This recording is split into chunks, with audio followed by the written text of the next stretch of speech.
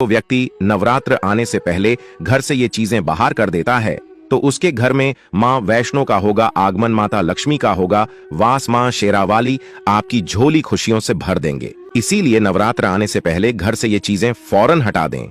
दोस्तों, आज हम कुछ ऐसे ही गलतियों के बारे में जानेंगे जो अगर आपके घर में भी होती है तो माता लक्ष्मी कभी नहीं करती ऐसे घर में प्रवेश। फिर चाहे आप कितने ही पूजा पाठ कर लो, माता लक्ष्मी ऐसे घर में कभी नहीं आती। ऐसे घर से देवी देवता भी हमेशा रहते हैं नाराज। दोस्तों, पूरी जानकारी को देखने के लिए इस वीडियो को अंत तक जरूर देखें। सच्ची श्रद्धा से कमेंट बॉक्स में लिखें जय मां लक्ष्मी। सबसे पहले नवरात्रि के पहले ही मंदिर की अच्छी तरह से साफ सफाई कर लें। मंदिर के अंदर अगर पुरानी मालाएं हैं, टूटी फूटी मूर्तियां हैं, उसके साथ ही खाली माचिस की डिब्बी रखे हुए हैं तो उन्हें बाहर फेंक दें तथा खंडित मूर्ति को किसी नदी में प्रवाहित कर दें।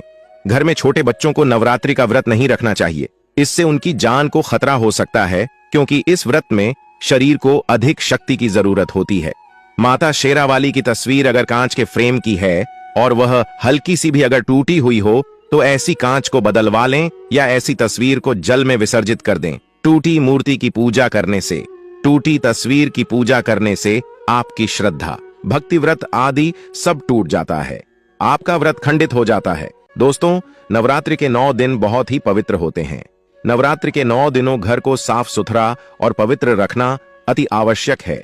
इसीलिए नवरात्रि के 9 दिनों में ब्रह्मचर्य का पालन किया जाता है और तामसिक भोजन ग्रहण नहीं किया जाता। नवरात्रि के 9 दिनों में माता रानी के भक्तों को प्याज, लहसुन, मांस, मदिरा और अंडे से दूर रहना चाहिए। अधिकतर भक्त नियम का पालन भी करते हैं लेकिन वह एक गलती कर बैठते हैं। वो नवरात्रि के 9 दिनों में अपने घर इन अपवित्र चीजों को रख लेते हैं। ऐसा भूलकर भी नहीं करना चाहिए। भागवत पुराण के अनुसार नवरात्रि के 9 दिनों तक माता रानी अपने भक्तों के घर में वास करती है। अगर आप भी चाहते हैं कि माता रानी आपके घर में वास करें तो आप अपने घर के वातावरण को पवित्र रखें और नवरात्रि शुरू होने से पहले ही अपने घर से प्याज, लहसुन, मीट, अंडा और मदिरा को बाहर निकाल दें। अपने घर को साफ रखें। इन वस्तुओं को घर से बाहर निकालने के बाद अपने घर में गंगा जल का छिड़काव अवश्य करें। भगवत गीता में भगवान कृष्ण कहते हैं, बगैर गंगा जल छिड़काव कोई भी मंगल कार्य सफल नहीं माना जाता। गंगा जल का छिड़काव स्वयं भगवत गीता में श्री कृष्ण ने बताया था। अगर आपके घर में गंगा जल न हो तो मार्केट से गौमूत्र ला सकते हैं और गौमूत्र लाकर आप गौमूत्र का अपने घर में छिड़काव करें। बस थोड़ा सा पानी में डाल लें, इससे आपके घर का वातावरण पवित्र हो जाएगा। घर में मौजूद नकारात्मक ऊर्जा भी नष्ट हो जाएगी और जिस घर में वातावरण पवित्र होता है और नकारात्मक ऊर्जा नहीं होती, वह माता रानी का वास सदैव होता है। नवरात्रि के पहले आप अपने पूरे घर की अच्छी तरह से साफ सफाई कर लें। घर में जो भी फालतू सामान है, फटे पुराने कपड़े, उन्हें बाहर निकाल दें। घर में बेकार पड़ा सामान नकारात्मक ऊर्जा लाता है, इसीलिए गंदगी बिल्कुल भी न करें। धूप दीप जलाकर वातावरण को स्वच्छ रखें। दोस्त, माता के आगमन के लिए घर का दरवाजा जरूर सजाना चाहिए। इससे माता आकर्षित होती है और घर के द्वार में प्रवेश करती है। माँ के आगमन के लिए द्वार को फूलों से सजाना। दोस्तों, कई लोग ऐसे हैं जो माता रानी की चौकी कागज बिछाकर बनाते हैं, जो कि बिल्कुल गलत माना गया है। माता की चौकी के लिए आप नीचे लाल कपड़ा बिछाएं। काला कपड़ा और सफेद कपड़ा भूलकर भी नहीं बिछाना चाहिए। ध्यान रखें, कपड़ा फटा भी नहीं होना चाहिए। दोस्तों, अगर आपके घर में देवी देवताओं की खंडित मूर्ति, दिया या फटा हुआ चित्र अगर हो तो उसे किसी पवित्र नदी में विसर्जित कर दें, क्योंकि ऐसी मूर्तियां और चित्र दुर्भाग्य लाती हैं। देवी देवताओं की खंडित मूर्ति की पूजा न करें और ना ही उन्हें घर में रखें, क्योंकि उन्हें घर में रखना बुरा माना जाता है। दोस्तों, वहीं अधिकतर लोग अपनी छत पर या घर के मुख्य दरवाजे के आसपास कबाड़ इकट्ठा कर देते हैं।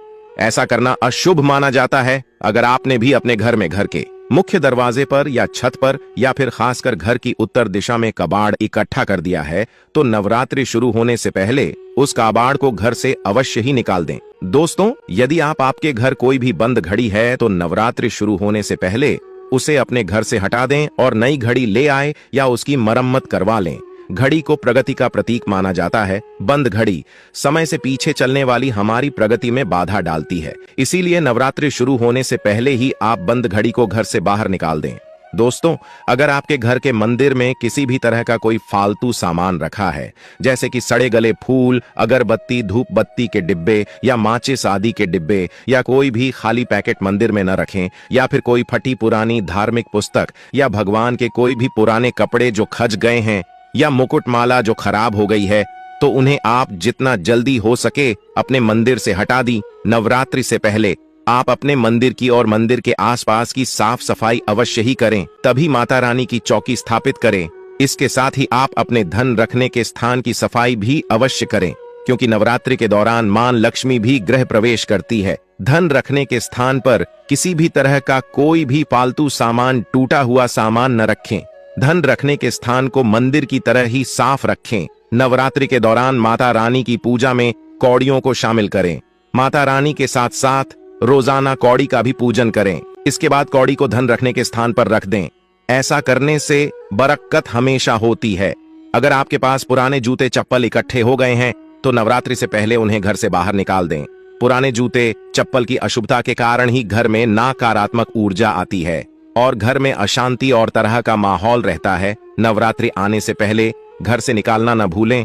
अगर जिस घर में ज्यादा होता है उस घर में माता रानी का भी वास नहीं करती। साथ ही साथ टूटे फूटे बर्तन अगर घर में पड़े हैं या टूटा हुआ आईना भी अगर घर में हो तो उसे भी निकाल दी। घर में टूटे फूटे ईंट पत्थर भी नहीं रखना चाहिए, इसे माता लक्ष्मी नाराज हो जाती है। अब हम जानते हैं नवरात्रों के दौरान क्या नहीं खाना चाहिए और क्यों नहीं पीना चाहिए और कौन सा फल खाने से व्रत संपूर्ण और सफल हो जाता है। नवरात्रि के दिन से जरूर खाना चाहिए। शास्त्रों में बताया जाता है कि भगवान के भोग में सेब आदि जरूर अर्पित किया जाता है। अगर आपका व्रत है तो आपको केला, पपीता, तरबूज और मीठे अंगूर जरूर खाना चाहिए।